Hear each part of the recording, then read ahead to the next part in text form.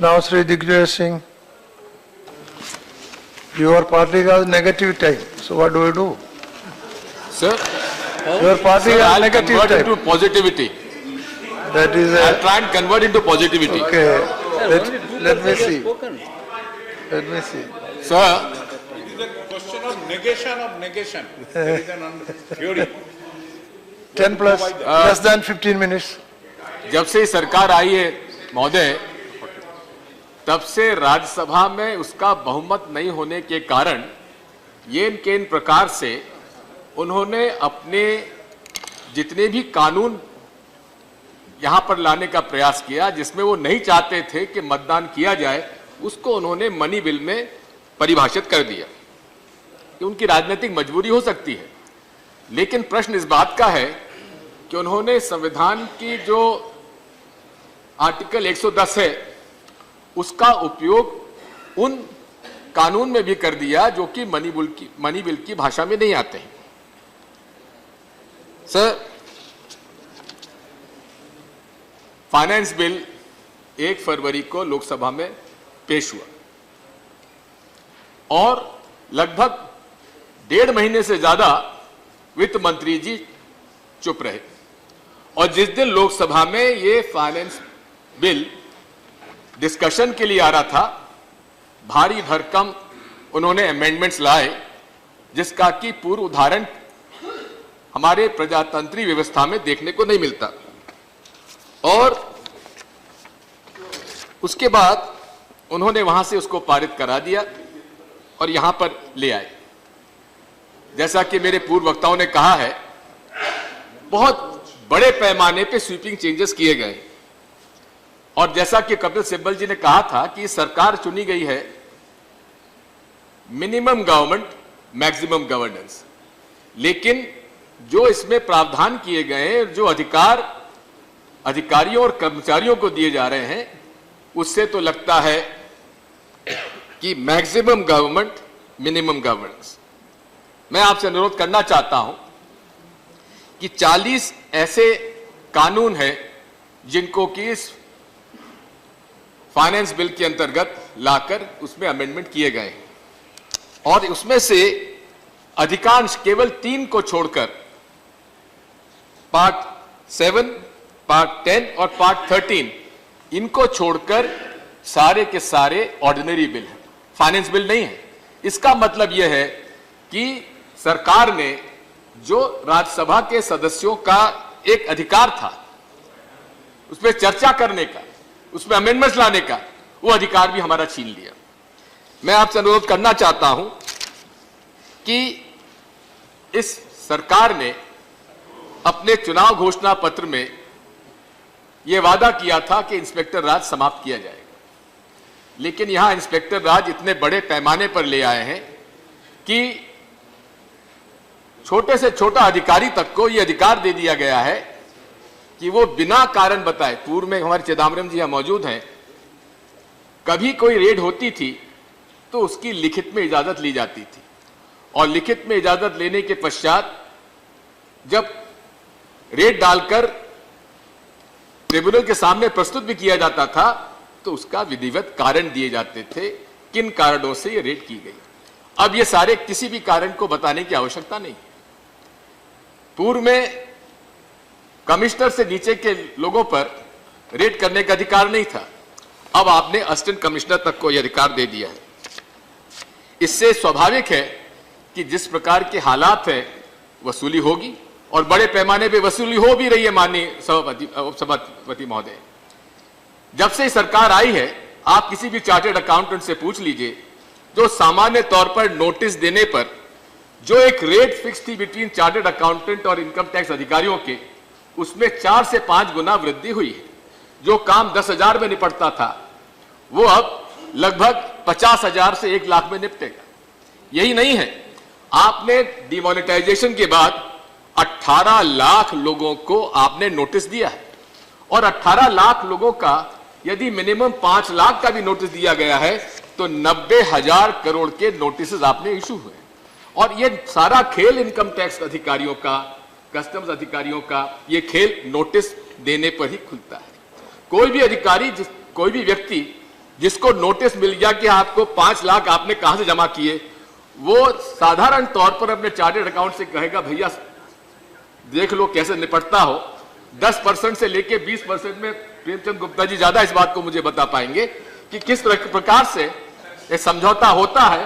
और अगर आप समझ लें कि यदि 10% में भी समझौता हुआ तो 90,000 करोड़ का समझौते में 9,000 करोड़ का लेन देन होगी। इसको आपको स्वीकार करना पड़ेगा। मैं आपसे अनुरोध करना चाहता हूं कि आज मेरे जो अमेंडमेंट्स आए हैं उसके बारे में आपको अलग से मैं अपनी बात कहूंगा, उसका समय अभी जाया नहीं करना चाहता। लेकिन आज शरद पवार जी ने जो बात कही है वो वाकई में एक बहुत ही गंभीर बात है। इस देश में सहकारिता के क्षेत्र में किसानों का भला होता आया है। रूरल कोऑपरेटिव बैंक्स के अधिकार नोटबंदी में समाप्त कर दिए गए। 9 तारीख को कहा गया कि आप जमा भी कर सकते हैं और आप वापस आप लौटा भी सकते हैं, लेकिन 13 तारीख को अधिकार छीन लिए गए। 14 तारीख को, यानी कि 10, 11, 12, 13 नवंबर 4 दिन के अंदर लगभग 44,000 करोड़ रुपए इन रूरल कोऑपरेटिव बैंक्स में जमा हुए। अब वो उनके पास है, उनका ना तो वो खर्च कर सकते ना उसका लोन दे सकते। ये उनके पास एक फिक्स कैपिटल होगी जिस पर उनको ब्याज भी देना पड़ रहा है। आपके निर्देशन पर हम चाहेंगे कि वित्त मंत्री जी इसका जवाब दें। लेकिन मैं आपसे अनुरोध करना चाहता हूं कि एक तरफ तो जहां रूरल कोऑपरेटिव बैंक्स को ये जमा करके और नोटबंदी का कोई अधिकार नहीं किया गया, वहीं मेरा ये आरोप है अर्बन कोऑपरेटिव बैंक्स को यह अधिकार दिया गया, शेड्यूल बैंक्स को अधिकार दिया गया।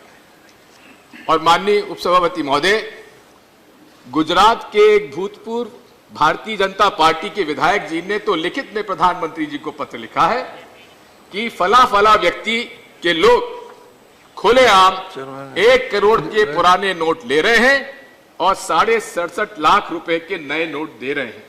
मैं माननीय वित्त मंत्री जी से पूछना चाहता हूं, मैंने इसका प्रश्न भी पूछा है कि आखिर हम ये जानना चाहते हैं कि आरबीआई के ट्रेजरी चेस्ट से कौन कौन से बैंकों को कितने कितने नए नोट कब कब दिए गए। मेरा यह आरोप है कि अहमदाबाद कोऑपरेटिव बैंक जो अहमदाबाद में है उसको बड़े पैमाने पर नए नोट दिए गए हैं। मैं माननीय वित्त मंत्री से पूछना चाहूंगा, वे अपने जवाब में हमें इस बात की जानकारी दें कि आखिर अहमदाबाद अर्बन कोऑपरेटिव बैंक को कितने नए नोट दिए गए हैं, क्योंकि आप ही की पार्टी के भूतपूर्व विधायक ने यह आरोप आप पर लगाया है। सर, मैं यह भी कहना चाहता हूं आपसे कि अभी ज्यादा समय नहीं, I'll confine myself to 10 minutes। अभी मुझे जानकारी मिली है कि एनजीओज ने, जो इस देश के सबसे जाने माने एनजीओज हैं, उन लोगों ने मेरे पास भी एक मेमोरेंडम दिया है और उन्होंने इस बात की आपत्ति की है कि एक तरफ आप एनजीओज की फंडिंग पर रोक लगा रहे हैं, एक तरफ आप ईमानदारी से जो जनता के बीच में काम करने वाले एनजीओज हैं उनके काम में आप बाधा डाल रहे हैं, उनके एफसीआरए क्लियरेंसेस आप समाप्त कर रहे हैं, दूसरी तरफ आप पॉलिटिकल फंडिंग के लिए आप खुली छूट दे रहे हैं। अब किसी को यह बताने की आवश्यकता नहीं है कि आपने कितनी राशि किस पार्टी को दिया। स्वाभाविक है, इसका लाभ किसको मिलेगा? इसको कोई रिसर्च रॉकेट साइंस नहीं है माननीय उपसभापति महोदय। मूल रूप से अपनी ही पार्टी को पूरा फायदा दिलाना और उस पर कैप हटा देना और उसको एनोनिमिटी रखना, ये अपने आप में ये बात बताता है कि भारतीय जनता पार्टी की नीयत केवल दूसरों को परेशान करने की है और उसका राजनीतिक लाभ लेने की है। मैं आपसे अनुरोध यह भी करना चाहता हूं कि जहां उन लोगों ने ये कैपिंग की बात की है, वहीं ये बात भी उन्होंने की है कि आधार के बारे में आज चर्चा होने वाली है। आज ही आप देखेंगे कि एमएस धोनी के जो आधार कार्ड था, माननीय मंत्रालय के मंत्री जी के कार्यालय ने ही उसको पब्लिक कर दिया। ये सरकार सब लोगों को सर्वेलेंस में रखना चाहती है। रखे, हमें आपत्ति नहीं है, क्योंकि इस टेक्नोलॉजी की एज में कोई किसी से छुपा हुआ नहीं है, लेकिन इनकी जो बदनीयती है वो इस फाइनेंस बिल के माध्यम से सामने आती है, इसलिए हम इनका विरोध करते हैं। मैं आपसे इतना ही अनुरोध करूंगा कि मेरे अमेंडमेंट्स जो हैं मैं सदन के सामने प्रस्तुत करना चाहूंगा और सदन के सभी माननीय सदस्यों से प्रार्थना करना चाहूंगा कि मेरे अमेंडमेंट्स जो कि बुनियादी तौर